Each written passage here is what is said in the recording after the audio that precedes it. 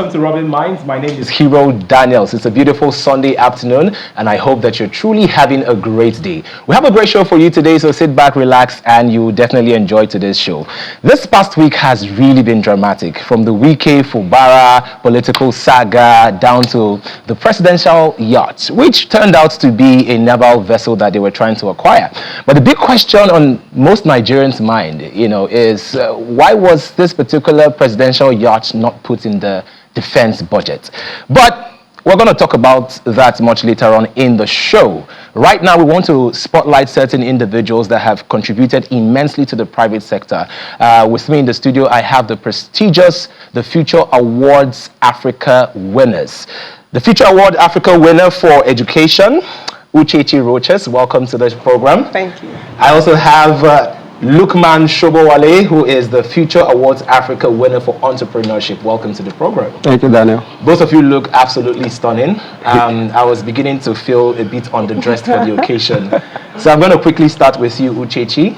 Quickly introduce yourself. Of course, we know you already, but highlight the work that you do.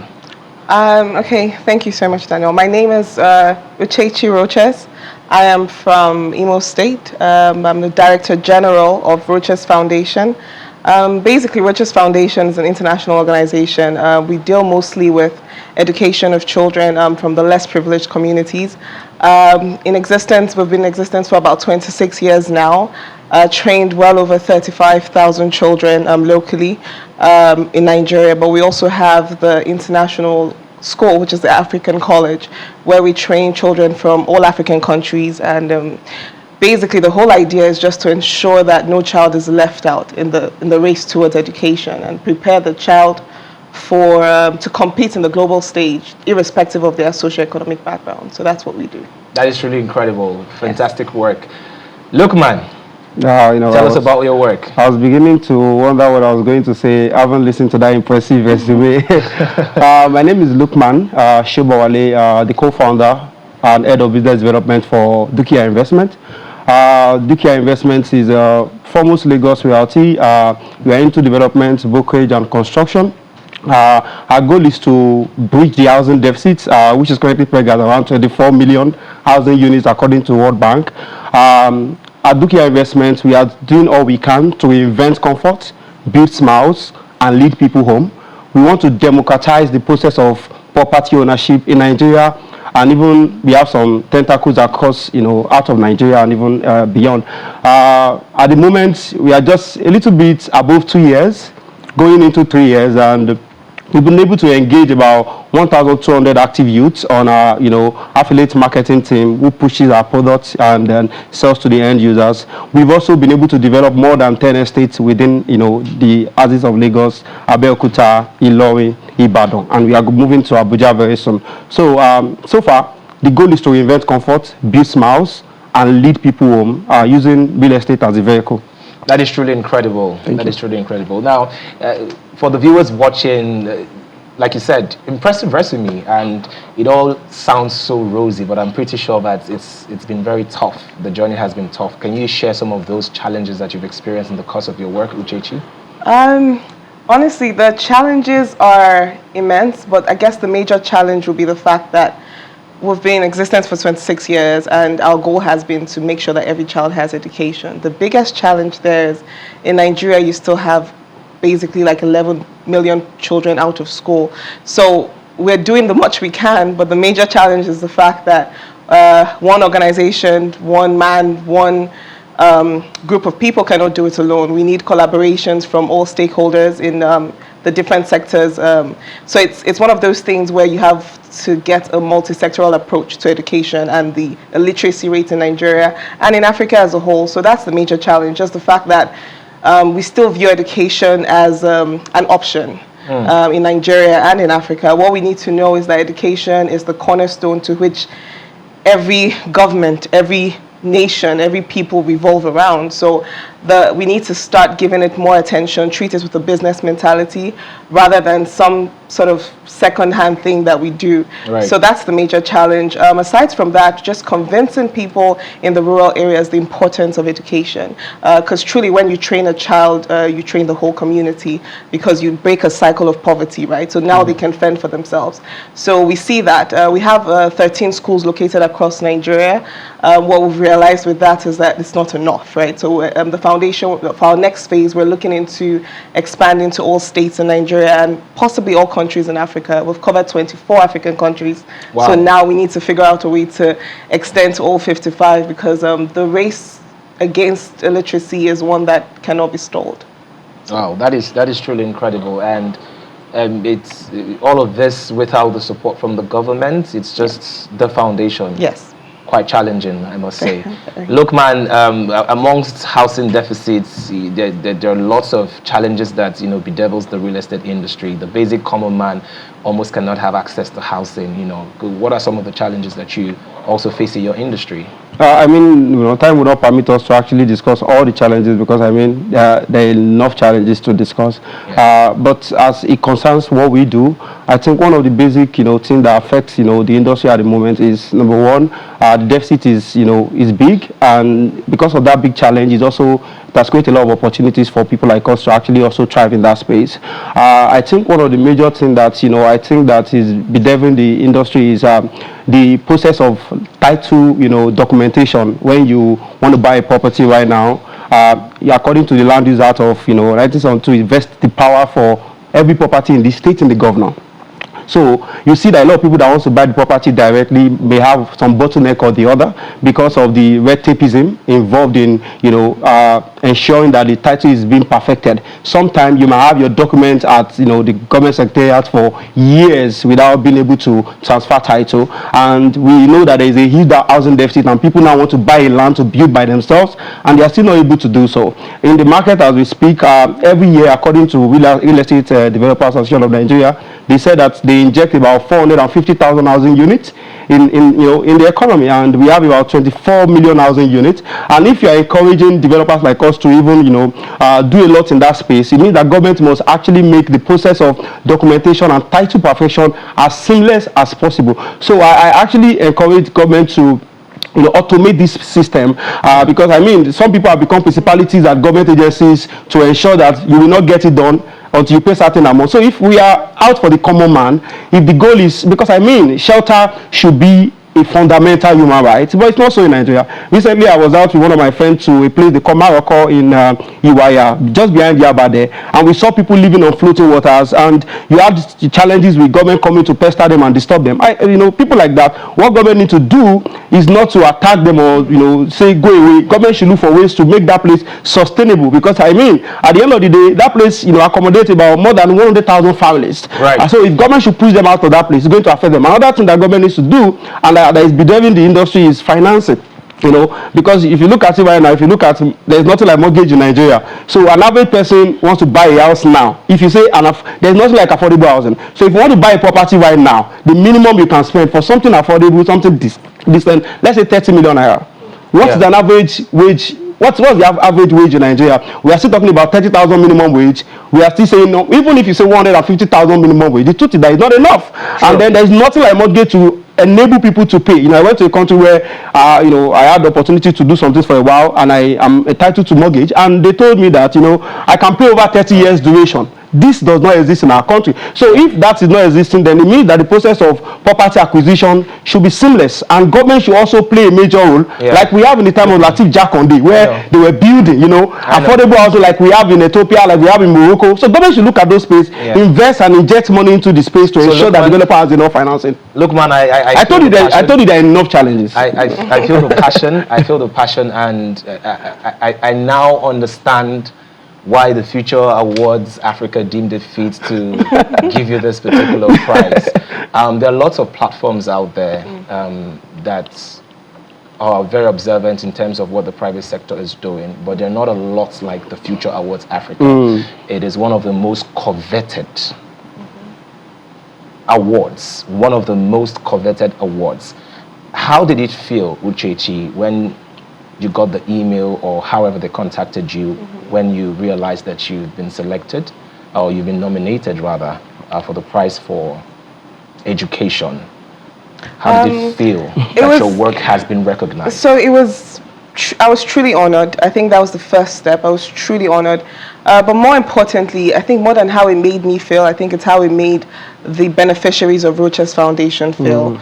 I got what I thought was the most immense support and messages and just congratulatory messages from the beneficiaries of the foundation. I remember just this one story. There's a boy from Niger, Hassan, who will be trained for 6 years. So now he's a graduate, from a very poor background. And he came up to my office and he said, "Sister, you see, it took a while, but they've recognized us." And that word "us."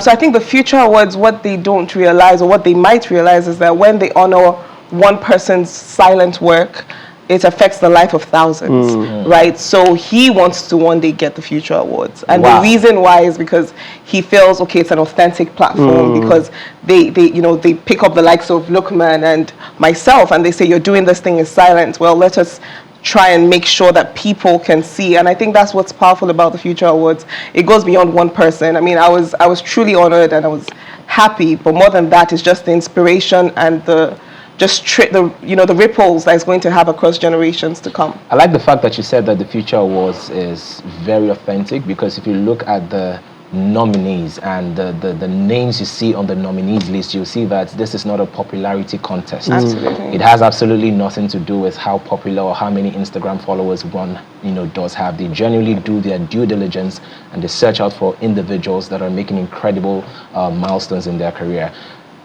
Look, man, how did you feel? Well, before I speak about my feelings, I think I want to share in a sentiment that the platform is authentic. From the nomination stage to it's not that kind of award where people will just go and vote. I mean, it's not a majority kind of thing, because majority can be wrong. They have juries who the selecting process. I'm not an award person per se, but I think for someone like me, it speaks a lot of volume, because after the award, a lot of people reach out to me. I'm like, well, I love what you're doing. He amplified the work that we do. And I also need to appreciate, Top T, because they actually endowed my category. That's the entrepreneurship category. So for me, I feel that it's a pat in the back for all the work that we've been doing. I shared the story of, on my award, like one of my speech when I got the award, I remembered like 2 years ago when we started our business and somebody wanted to give us 80 million, and he was asking for our neck. He wanted us to pay him about maybe 120%, in 1 year. And we said no. And over time, with the way we built our brand and the things that we've accomplished, to the help of God, the same person came to us few days back and said that, he wanted to give us 3 billion and to go into construction at a very, very reasonable interest rate. So it means that, collectively, the work that we are doing, and I also want to give a shout out to my co-founder, Bayo Lawal. He was here last week. It's been recognized, and they have, we referred to Future Award as the Forbes of Africa. So indeed, I see it as a pat in the back. It's a brand that I'm glad to associate with, and so far, I think since the award came, I've had some great followership. A lot of good people have been following me these days. All right, thank you very much. Very quickly, because we need to go on a break. Uchechi, what next? What next for me? What next for the foundation is simply to get to the next phase of innovative education. The world has changed and the education system cannot stay the same. So the foundation will be rolling out policies, rolling out projects that would ensure that the children from the less privileged homes can compete on the global stage. We're looking into AI, STEM, everything that the world is currently going towards. We need to actually ensure, and then just building the whole child, right? So emotional balance, relationship balance, everything that is usually out of the classrooms, we would ensure that that's put into the child. All right, thank you so very much, Uchechi and Lukman, for coming on the show. It's been an incredible first segment. Don't go anywhere, we'll be right back. This is Rubbin. Now we want to move on to our nation and how we can help Nigeria solve how we can help Nigeria solve their problems or our problems using big data. You know, when you're a kid and your mother sends you to the market and she writes a list of items for you to buy, she usually, writes those. She writes the list based on the number of items that she would be needing for the number of people in the family. Right? And I think that's one of the biggest challenges that we're facing as a nation. We do not have accurate data so that the governments, the Federal Ministry of Budget and Planning, can use that particular data to plan for the entire nation. We now have to depend on bodies like the United Nations or the International Monetary Funds, the IMF, to estimate data. It is so embarrassing that the last time we had a census in this country was in 2006. 17 years later, we still don't have accurate data to determine how many people that we need to cater for as a nation. So to discuss this particular problem and to prefer a solution on how we can solve Nigeria's problem using big data is a political data analyst. Thank you. Adeshokbe Hastrop, welcome to the program. Thank you, Daniel. I'm happy to be here. Good afternoon, everyone. Hey, we're so happy to have you. So let's just dive straight into it. Why is it so hard to collect data in Nigeria? In Nigeria, it's simple and it's complex. Because one thing data does is that it prefers simplicity, specificity. It brings understanding to anything. So I think the real question is not about why is it so difficult to get data. We can spend money to do anything we want to do. It's about why is it that we don't behave like we need data? Why is it that we just assume things, we wing things along like, okay, people are suffering, we know what to do, and then we just go. And then you find out that in the next 5, 6, 7, 8 years, the same issues persist. Nothing has changed. You give palliative 8 years ago, nothing changed. We are coming with new set of palliatives, nothing will change. So the real truth here is data prefers clarity. And in a nation where there is, a bit of corruption and shadiness, all right, something like that. All right, we were having conversations around why it's so difficult to collect data, and just so that I'm very direct, why I don't know if we have any sort of system that tells us the number of unemployed people, the number of employed people, the age demography, and all of those things. So it's easier for the government to plan specifically for the demography. Okay, as I was saying, we have the Nigeria Bureau of Statistics. And I said something before we went on a break that data is not hard. It's easy to get if we want it. But as I said, data brings simplicity, brings clarity, brings specificity. And data is like a mirror. So the truth here is, would you want data that everybody can see, can measure, can say, oh, we are not getting this right, let us move in this direction? So I used to say, any serious government, any serious people would invest in data. So if you come with solutions, oh, we want to quickly do this, without data, it means you are just winging it. You're just wanting to see how it will go. Sometimes it works, sometimes it doesn't. Or sometimes it worsens it. And it's just a matter of time before you know. But data helps us to know where we were, so that we will know where we are going to. So why is it difficult? I think it's for those in authority to be able to answer that question. We saw how the Nigeria Bureau of Statistics said, oh, we are not about 30-something% unemployed, we are now 2-3%, yes, equal to the UK. How does that work? I mean, how do we use that for development? I mean, how? So if I could recall properly, I think how they got to that conclusion was, because of the amount of money for the poverty level, sort of changed. Okay. It just automatically changed the statistics, but in reality, we know that is not necessarily the case. Okay. And that leads me to the next question. Okay. For bodies that have been entrusted with, having such data to plan for the people, when such things happen and they said, oh, we're no longer 30-something%, we're now at 2% unemployed, how does this impact the nation, really? Psychologically, this leads to a level of distrust. People really don't trust institutions of government in the first place. They don't trust government. And it's a global thing. I'm not talking of a Nigerian thing. You go and check the approval ratings of the Supreme Court in the US. It's really low. Check the approval ratings of the Congress in the US. Is really low. People don't trust institutions. So the burden is on the government to always do more to ensure that the people say, and this thing really affects them and they really want to get it right.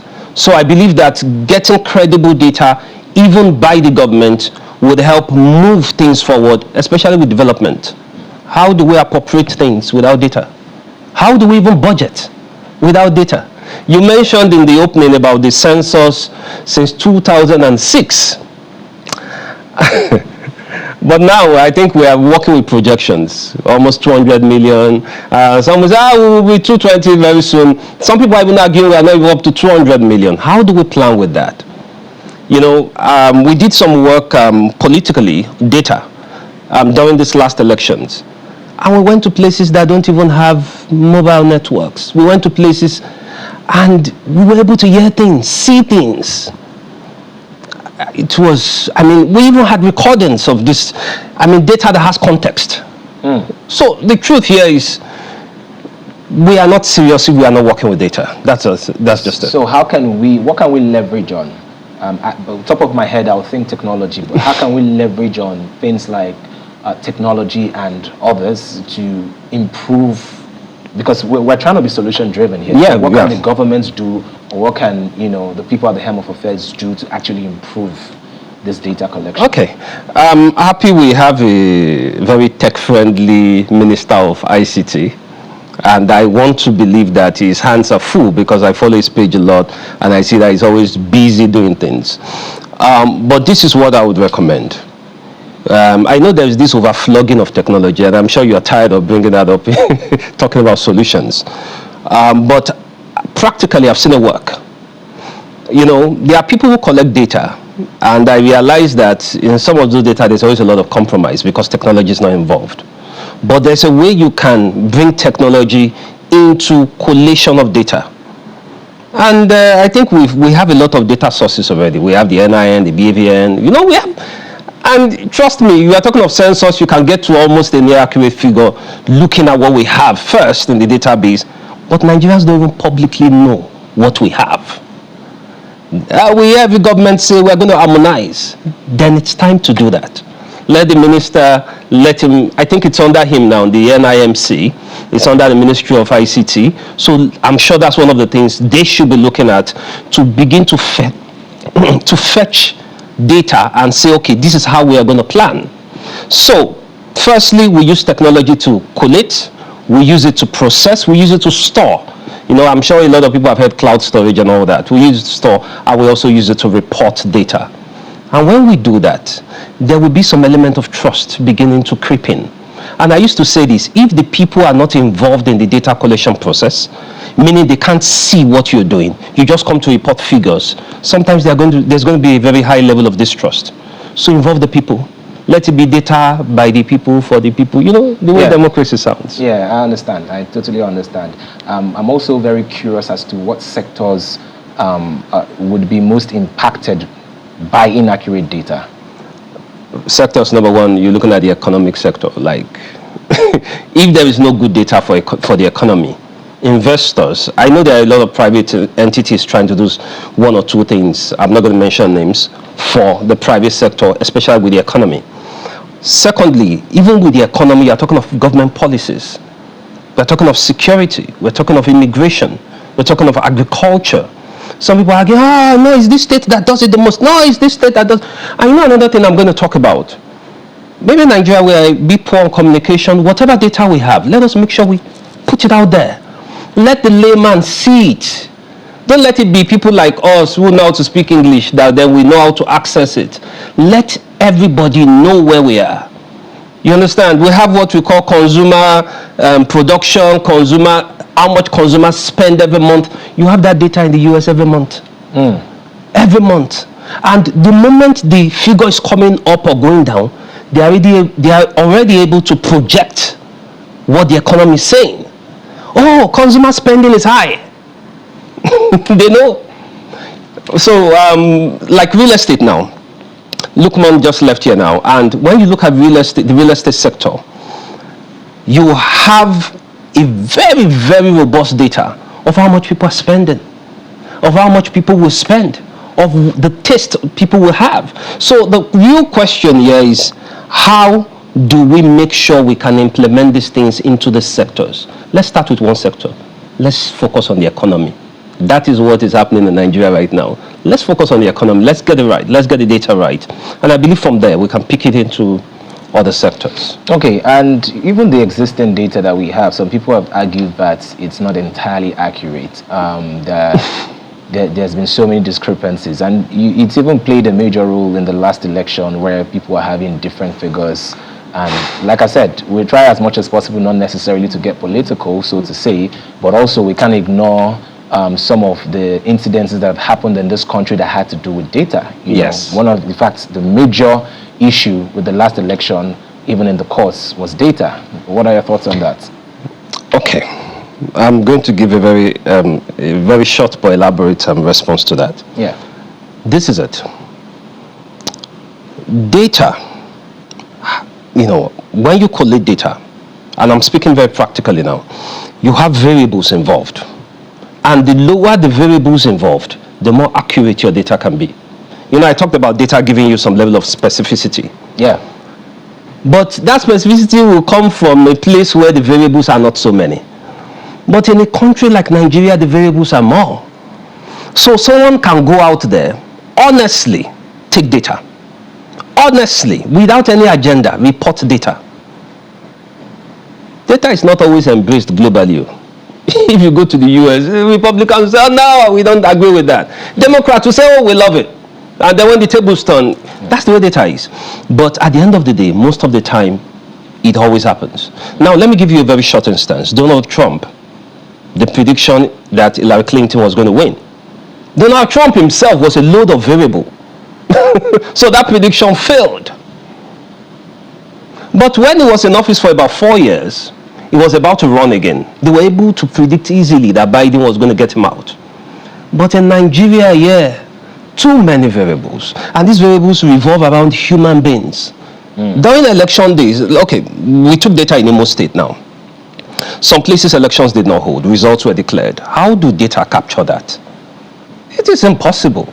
So I wouldn't say data was wrong or data was right.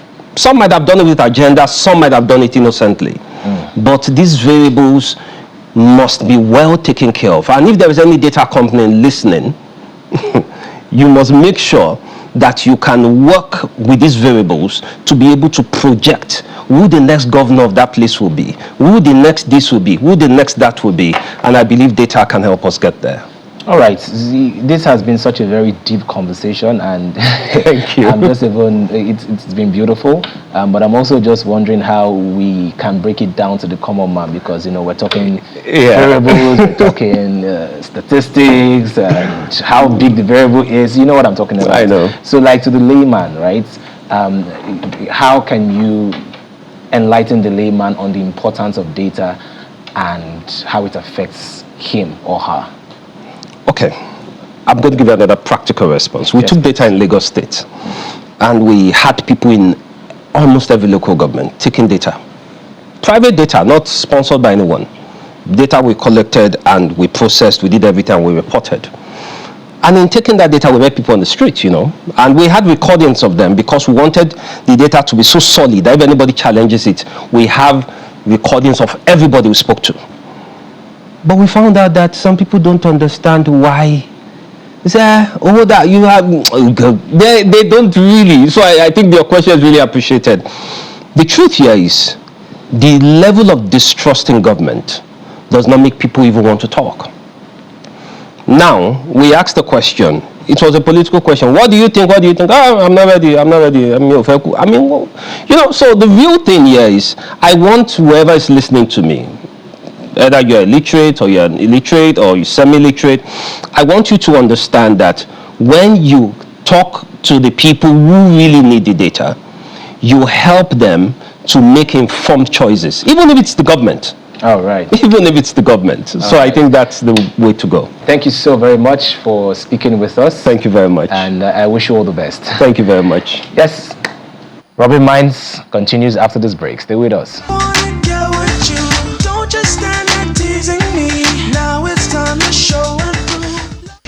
Welcome back. This is Rubbin Minds. Before we went on the break, we were having conversations first with the Future Awards Africa winners, and later on we had a conversation with a political data analyst analyzing Nigeria's huge data problems and how we can solve it. Right now, the final segment we're having is going to be very light-hearted. I'm super excited. From the expression of my face, you can see that I'm like a kid on a candy store, because my guest today is truly a polymath in all sense of the word polymath. He is an actor, a media personality, a comedian, a musician.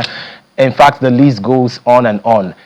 Prior to now, I didn't even know his real name. You know, I had to do my research, and I discovered that his real name is actually Adams Kehinde. Ladies and gentlemen, I have the one, the only, Lege Miami in the studio. I haven't even started. I'm laughing already. Okay, so before we go straight to what you are now popularly known for, a lot of people don't know that you are one of the most recognizable faces in the Yoruba movie industries. But of late, we've not been seeing your movies. What is happening? Can I still introduce myself to them? Go ahead. Go ahead. Anyway, my name is Ken Adams. I'm an actor. I do music as well. I do hip hop as well. And then I do matchmaking online for all the singles all over the world. And if you are single, you are looking for your soulmate, you are looking for your man, come to my platform at Lege Miami or my TikTok as well. Sorry for the bad English, because my English is kind of wave, and like I used to tell my people, my fans are no. All right. So, all right, Lege, I'm going to interrupt you right there. So, to be honest, we know him as the man that matchmakes, you know, but I also need to tell people that I'm the president of the Federal Republic of Single People, and Lege Miami did not register under my association before he started his own. So I'm calling him live on air. Lege Miami, you need to come. I need to give you a form so that you can officially register, and I can give you the license to start. I'm just kidding. Look at your face. let me tell you something. What you are saying, you are trying to sell your market. I want you to know that as an actor, I have the right to help my my fans out there that are single, to give them husband with my fan page. Okay, that's why nobody can just come and register on the because I'm not under any this English association. Bam. Okay. So I was asking you, why is it that we don't see you in a lot of movies anymore like before? Actually, because I have a lot of things on my table. I have a lot, you understand. The matchmaking is taking my time too much, and our music career as well. I need to push more my music out there. I want people to know that I have different talents, you understand. So the music, before I go to the studio and come back, go on live on TikTok or Instagram for matchmaking for the people out there, you understand. Yeah. What's the genre of music? Because I heard you mentioned hip hop. Yeah, I do hip hop. Yeah, I sing hip hop.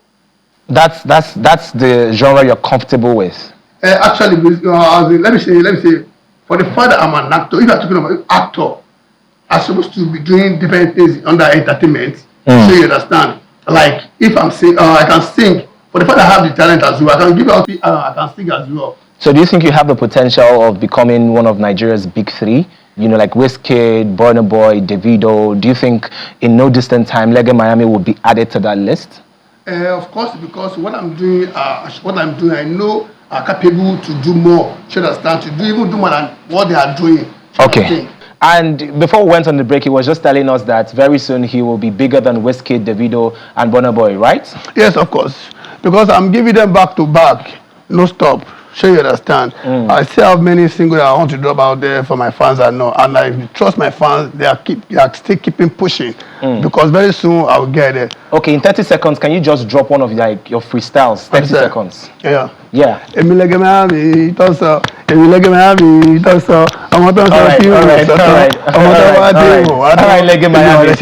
all right, you're very, very dramatic. Why are you always in the news? As in, why are you always in the news? You're You're always on the blogs. You are on several platforms. People are always talking about you. Why are you always in the news? Do you know that, if you are like, let me say, as an actor and Instagram influencer, sorry for the bad English, because my English is somehow, like I said there. You see, my content, well, don't let me call it content. My matchmaking, I'll always be on live every day for matchmaking. So some of my fans and bloggers, they're always on my live. If I'm on live matchmaking, they will shall see something. They will always see something that's funny to them, which is, I'm not funny. I see myself, I'm not a comedian. But them, they will still have something to copy. Like, see what Lege said. See the English, see anything. They will post it. Other bloggers, they need content to boost their page as well. That's why I'm always being. Okay, but have people genuinely, truly found love from your platform? Of course. And we have many. Do we have any of them that are currently married? Of course. At times, we should have most, what's it called, single mothers, they always reminded. We call it Tomibe. Some of them, they will pay me, like, please don't post me on social media that's to congratulate me and all. But let me just give you some of our months so that we not post it. So I will listen to them. I will just call it. I will not post it. But I have some on my page, on my what's it called, on my WhatsApp. Like, I can't even post outside, but I have it. Okay, so which is more profitable for you? Is it the acting? Is it the music, or your matchmaking? When I'm out, let me say this English. Okay, let me say it this way. When I'm acting every day, when I used to act every day, she understand. I noticed that because in our industry, you have to more push and be produced before that you can get there. She understand. I spend a lot of money when I'm acting. I spend a lot of money, but I keep pushing. Suddenly, God just called me that Legemiami, stand up. What happened? You have to be doing this for your fans, for the matchmaking. It's only the matchmaking make everybody bring out the green light to let everybody to recognize that there's Lege somewhere. So understand. That is why I thank God of today for what God have done for me through the matchmaking. For everybody to know me viral anywhere in the world. Okay, so Lege Miami, what would you say the role? What would you say was the role of Gist Lover in who you are today? In this level, see, Gist Lover is the invisible blogger. Gist Lover is the invisible blogger. Gist Lover, I don't have anything to say about Gist Lover, but that Gist Lover, I will not advise any artist or any upcoming artist go and be insult him. That person, if it is she or he, I can't say. But that Gist Lover is the devil of bloggers. Number one devil of bloggers. That is Gist Lover. But don't you think that Gist Lover contributed to your popularity? No, it's not contribute to Gist Lover. I want him to be here now. Gist Lover is trying to volume down. It's God that make it to give am volume. Sorry for the bad English. Okay. So, do you think you're a controversial person?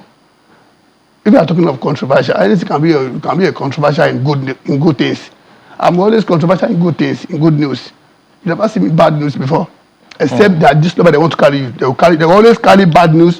Gist Lover, Instablog, Tunde Not, they always carry everything. If I do bad, they will carry them. If I do something good, they will not carry it. No, but Tunde doesn't carry bad news. Tunde will carry bad news. See, Tunde is always that the talk is a television. Make all my fans the year now. Tunde always carry my own bad news. When I buy my car, I post. They no post am. When I dey with my friend, our president Tinubu. When I dey with am, other bloggers dem carry am say Lege congratulations. Tunde no even post am. And after 4 days, I say make I shall post am. Sabi dem no say because by that time many bloggers dem no post am. Go check the what's it called. Okay, first of all, let me remind the people. When there's a day, my friend Tinubu, he carry him for like this. Say, Lege my brother, I appreciate what you have done for the presidential. I assure you that our president is going to do the best. Blah blah blah blah. Like for the fact that I have believed in this government, she showed me, he make the video, personal video for me, and I post it on social media. Today, Linda KG, Tunde Not, Linda KG, Gist Lover, they don't carry this thing. And this goes, what's it called? There's what's it called? Other newspaper, or some newspaper, they cut where, what's it called? They cut that, this thing, what's it called? They cut the part of where Tinubu mentioned my name, then cut it, they now put the rest, like say, I'm not even relevant. I was like, you people, In this social media, I will let them to know that no. Let's be playing the game. They go. No worry. We are on social media. I have seen a lot of your content on Tunde's page, and they were positive. And Okay. don't you agree that Tunde, helps a lot of young talents grow? I'm not a young talent grow. I'm an actor. Come to see. I'm an actor. I use my fan page. I'm one of the. If you're talking of actors that have fan page, I'm one of the best actors that have So fan page. you're saying that Tunde hasn't helped you in any way? Because I believe that he has. My content helped Tunde page as well. Yes. Tunde helped not. My content also helped me. Tunde is not helping me. Is there anybody? They are not helping me. They are doing their work. I'm an actor. I'm a Instagram influencer. They are doing all those. They are doing their work for themselves. If we're not talk to them, if we not go to this place, those people we do together. Okay. Everybody they are doing their own things. Make them do their own things. Make them post my content. I appreciate it because people want to laugh. So my is funny to everyone. So they should post it. I'm not fighting today, but Tunde no like me. If you don't like me, I don't like Tunde as well. This lover don't like me. I don't like this lover. But we can help each other. For when it comes to most of this girl too, Insta blog, 3 of them. Okay. So, I've always wondered, do you deliberately create talkability? Like, do you do certain things with the intent of going viral? So I'll be doing something funny. People say that I'm a funny person. I'm not myself as a comedian. Yes, there's them that even if you come to my life, you say you want a man that you are looking for somebody that if I call you out, you are laughing too much. I'll bring your page down. I will block you. I'm not here for game. I'm here for real, for the matchmaking I'm doing on life. So would you say that you're a bit temperamental? Because you just mentioned that sometimes, you take people down and, sometimes you overreact sometimes. Do you think you're temperamental? I tell you that your English is getting too high for me. What do you think is your temper level? Like, you be hot-tempered person? And do you have anger issues? You dey quick vex? I don't dey quick vex. So if something in my mind that these people, they are devil, I'll watch and study before I bust out. You understand? I'm not a temper person. I just don't take nonsense. I'm a real man. I read man will see real things. When I see real things, I will talk them. You understand? I know the what's called English self. Temperamental. I know you're temperamental. Okay, so I've also wondered, why are you still single? Because you make people find love, you help people find love. Why haven't you found love for yourself? I'm single actually. At this point, see those girls. I'm in a relationship. Let me say, I'm in a relationship like this. I'm not single like this. I'm in a relationship like this. But the relationship I am, I need a girl that will be like my friend. We are dating. We are husband and wife. Let us be a friend. Like, let's flow. Sure, you understand. I've never seen someone like that. That is why I'm still keeping searching. So the people that you've been seeing, you don't have a friendship with them. So if you don't have a friendship with them, what do you have with them?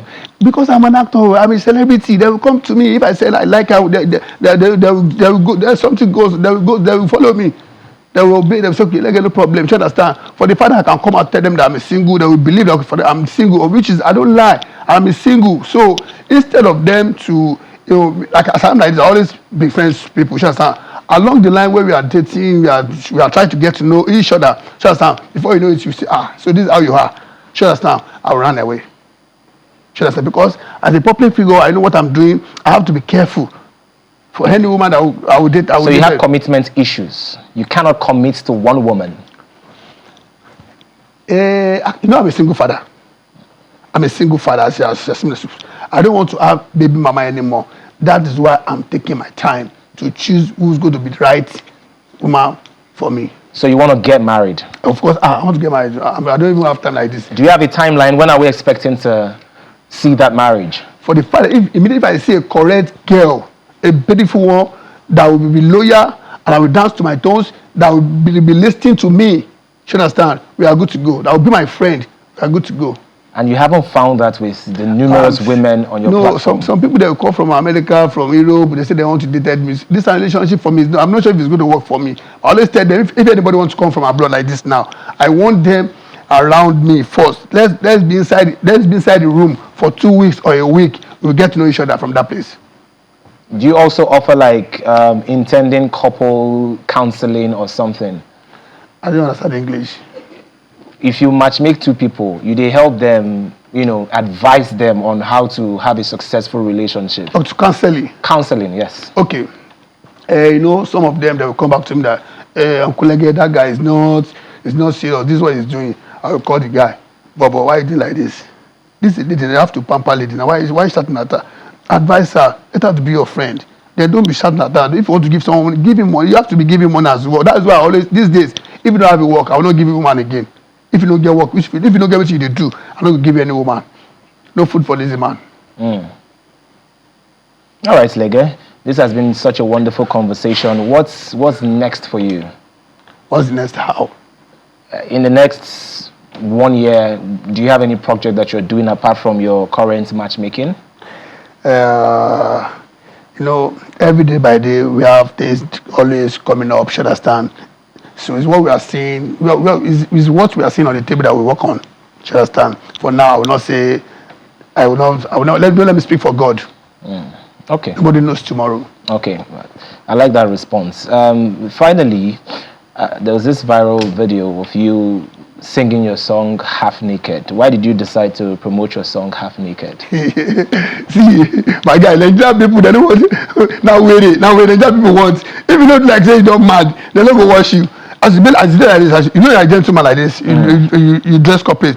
If you see me, look at me like this. Do you ever say that if someone don't know me, you don't recognize me as a Lege Miami, show me on the road, you will not say, look at this cool guy, you don't understand? I'm a cool guy. But this fame and this what I'm pushing my content, people they want me to be doing like with it before they will accept my listing. Okay.